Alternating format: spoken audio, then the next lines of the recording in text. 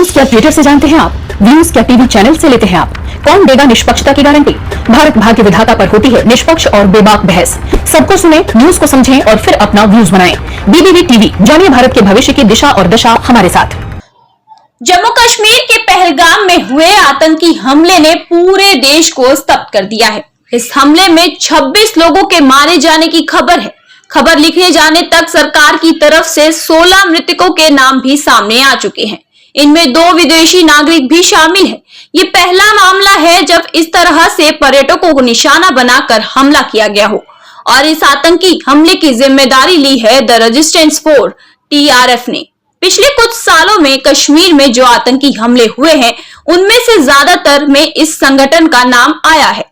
कश्मीर में targeted killing इसी आतंकी संगठन ने शुरू की। हालांकि इस आतंकी संगठन में कुछ नया नहीं है, सिर्फ नाम ही बदला गया है।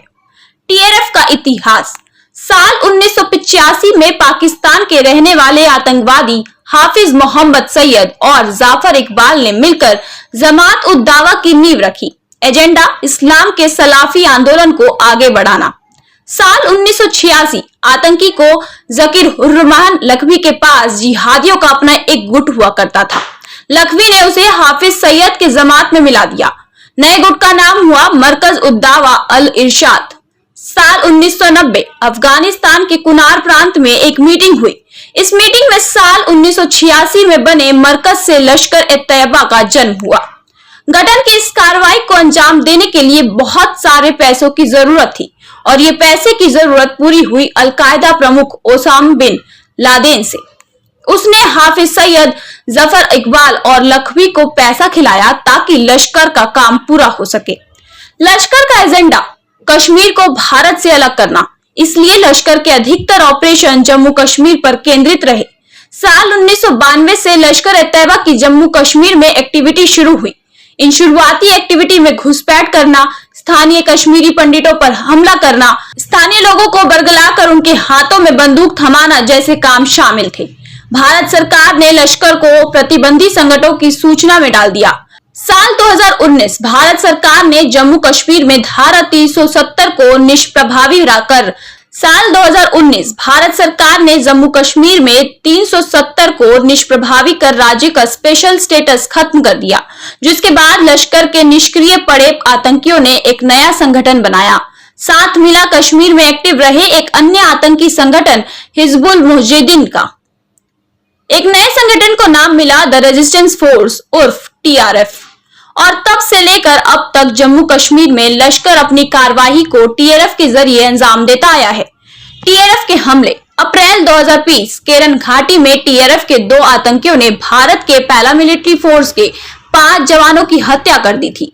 साथ ही सोपोर में भारतीय सेना के 3 जवानों का भी कत्ल किया गया।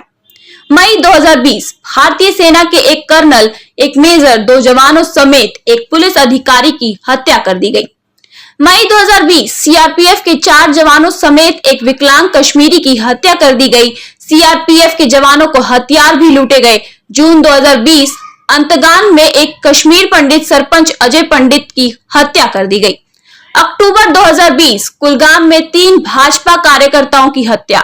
फरवरी 2021 श्रीनगर में 2 पुलिस वालों की हत्या। जून 2021 पुलवामा में बेटी और पत्नी समेत एक पुलिस अधिकारी की हत्या। अक्टूबर 2021 श्रीनगर में कश्मीरी पंडित व्यवसायी की हत्या। अक्टूबर 2021 श्रीनगर के एक स्कूल में एक सिख और एक हिंदू अध्यापक की हत्या। फिर आया साल 2023 जब भारत सरकार ने TRF को प्रतिबंधित संगठन घोषित कर दिया। ध्यान दें कि ये कुछ ही अटैक हैं जिनके लिए TRF जिम्मेदार है। पूरे जम्मू कश्मीर के अलग अलग इलाकों में आतंकी हमले गाहे बगाहे होते रहते हैं, जिनके लिए TRF के अलावा दूसरे संगठनों के हाथ भी खून से रंगे हुए हैं।